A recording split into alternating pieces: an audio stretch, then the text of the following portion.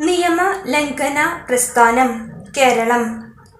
നിയമലംഘന പ്രസ്ഥാനം ആരംഭിച്ച വർഷം 1930.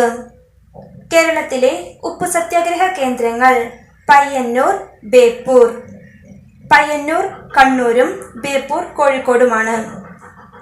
കേരളത്തിൽ ഉപ്പു സത്യാഗ്രഹത്തിന് നേതൃത്വം നൽകിയത് K Kelappan, K Madhavan Nair, E Moidu മൗലവി.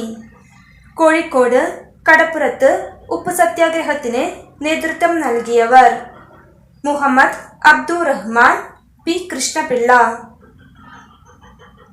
കേരളത്തിൽ ഉപ്പു സത്യാഗ്രഹത്തിന്റെ പ്രധാന വേദിയായ സ്ഥലം പയ്യന്നൂർ. രണ്ടാം ബർദോളി എന്നറിയപ്പെടുന്നത് പയ്യന്നൂർ.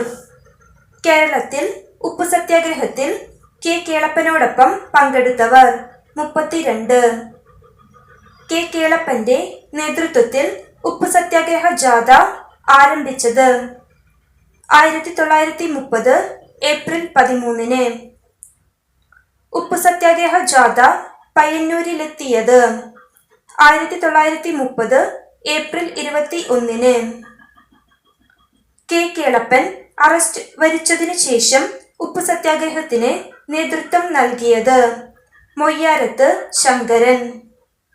ഉപ്പു സത്യാഗ്രഹ സ്മാരകം സ്ഥിതി ചെയ്യുന്നത് ഉളിയത്ത് കടവ്, പയ്യന്നൂർ.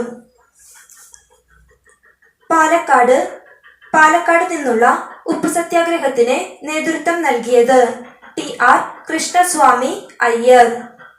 ഉപ്പു സത്യാഗ്രഹത്തെ തുടർന്ന് നിരാഹാരം നടത്തി മരണപ്പെട്ട സത്യാഗ്രഹി പി സി കുഞ്ഞിരാമൻ അടിയോടി.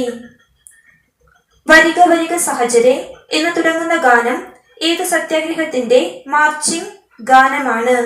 ഉപ്പു സത്യാഗ്രഹം, കേരളം.